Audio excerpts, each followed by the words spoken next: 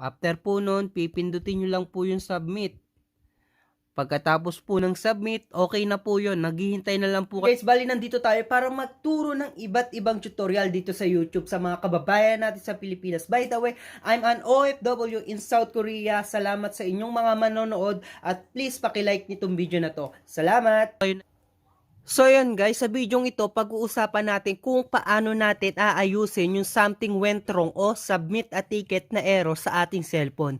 Nangyayari po kasi ito'y trivia lang. Nangyayari po kasi ito kapag ang GCash account natin ay nahack ng iba, ginamit ng iba, o may masamang gumamit sa scam, ganun po, o kaya ang iba naman po ay biglaang kahit hindi pa po sila verified, naglalagay na po sila ng malaking amount na pera sa kanilang GCash. So, bawal po yun, yung mga 50k. Kaya talagang nagke-question yung GCash team kung bakit may ganong kagad kalaki na pera. Kaya po, minsan nagkakaroon talaga ng submit a ticket error para po ma-prove na sa inyo talaga yung account na yon at kung saan ba talaga galing yung pera na yon. At saka guys, don't forget to hit the like and subscribe, then click the notification bell para notify kayo sa mga bago nating video. So, uumpisahan na po natin. Bali, nandito na po tayo sa GCash, na open na po natin. At pagkatapos po nun, pipindutin nyo po itong Help Center. Ayan po, bali sa mga may problema po sa submit ticket, submit a ticket, o kung ano man yan, ay dito nyo po maayos yung GCash nyo na may error na submit a ticket. So, galing po tayo sa Help Center. Ibaba nyo lang po. Sa pinakababa po siya, dahan-dahan lang po. Ayan po, makikita nyo po yung learn how to check the status of your existing ticket. Okay? Then, pagkapindot nyo po dyan, mag-a-appear po yung panibagong page. Ayan po, kumbaga panibagong pages ng GCash. So, ibaba nyo lang po, step 3, from your ticket, tap the ticket number to concern you want to follow up. So, nasa baba lang po yan. Step 4, so, ayan po, ibaba nyo lang po. Makikita nyo po yung submit a ticket. Ito po, ayan po. I-back po natin. Ito po, ayan. Ito po yung submit ticket. Medyo baba po siya. Ayan po kasi dulo na po ito. Tapos pindutin nyo lang po siya. Then pagka pindot nyo po, may kita nyo po rito yung parang nagpi-fill up lang kayo ng registration ulit sa GCash nyo. Pero ito yung pinaka-requirements para po ma-recover natin yung GCash natin galing sa submit ticket na error. So, lalagyan nyo lang ng email address, GCash registered full name, then country, mobile number na ginamit nyo, kailangan yung mobile number na ginamit nyo, at saka yun pala yung sa email nyo, kahit yung hindi yung email na ginamit nyo sa may GCash. Basta active po siya. Then, concerned category, ang category po natin dito is, I can't log into my GCash account. Ayan po. Then, were you asked to take selfie scan, enter the OTP when you are logged in? No. So, ino-know nyo lang po yan. Then, ilalagay nyo po rito yung sentence o dahilan kung ano po yung nangyari sa may GCash nyo. So, ilalagay po natin dito. Hindi po ako magaling mag-English, pero kung sakaling magustuhan nyo po yung English natin, pwede nyo na rin pong gayahin. So, ilalagay po natin an error, which is submit a ticket. I want a ticket. I want to fix it. To fix it, please, GCash team, help me out.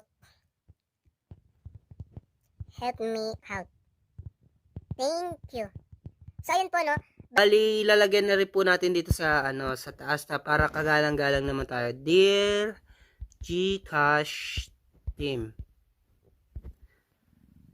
my GCash app appeared an error which is submit a ticket, and I want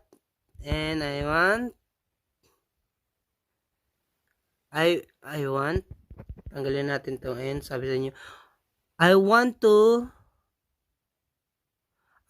to fix it. Sorry. I want to fix it. I want to fix it immediately. Please, Gcash team, help me out. So, ayun din, magti-thank you po tayo. Ilalagay po dito natin yung attachment. Ang ilalagay, may nakalagay po dyan, di ba? Nakikita nyo, attachment. 3 picture po yung kailangan natin dyan, which is yung screenshot ng number natin sa settings ng phone natin, yung picture po ng ID government natin, government ID natin, tsaka yung isa pang picture na hawak-hawak natin yung government ID natin, selfie picture with your government ID. Then after po nun, isasubmit lang po natin. So paano natin kukunin yung number natin sa may cellphone? Pupunta lang po tayo sa may settings. Ito po natin makikita yung number natin. So nasa abroad tayo. So isi-search na lang po dito natin my number para madali po nating kita kung nasaan po yung number natin. Hindi na po tayo magpapasikot-sikot din. Ayan po, kung makikita nyo po, ayan. Ayan po, 0107571943. Bali yan po yung number natin na ilalagay doon sa may submit a ticket na attachment. I-screenshot lang po natin. Then, after po nun, picturean po natin yung ID natin. Punta lang po tayo sa may camera. So, ayan po, kunyari po, yan po yung ID natin.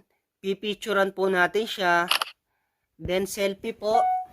Alam ko pong medyo pangit tayo. Ayan po, selfie po natin. Baliktad.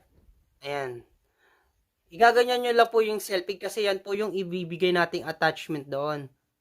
So, may timer pa, no? Talagang pinahaba pa yung video natin. After nun, babalik po tayo sa Gcash. Yung 3 attachment na kinuha natin, ilalagay po natin dito. So, ayun guys, bali ilalagay na natin dito yung mga attachment natin. Add file. Then, pindutin nyo lang po yung in-screenshot nyo. Then, add file ulit. Pindutin nyo po yung ID nyo. Then, add file ulit. Yung selfie nyo naman kasama yung ID nyo. After po nun, pipindutin nyo lang po yung submit. Pagkatapos po ng submit, okay na po yun. Naghihintay na lang po kayo na i-email sa inyo yung mga nangyari. Kung paano nga ba mariresolba tong problema nyo sa inyong Gcash. O kung gusto nyo pong ibang another way, no? Iba na, another way pa. So, pipindutin nyo po yung chat with Gigi. Pwede po kayong makipag-usap dyan. Basta mag-response lang po kayo ng maayos. Itanong nyo po kung paano pong gagawin nyo. Kung hindi po gumana yung ating ginawa, pwede nyo naman pong kausapin si Gigi ng Gcash. So hanggang doon na lang po tong video natin. So ayan guys, no, kung nakatulong to sa inyo tong video na to, don't forget to hit the like and subscribe kasi malaking tulong yan. And then click the notification bell para ma-notify kayo sa mga bago nating ilalabas na tutorial na video. Okay? Alright? Paalam!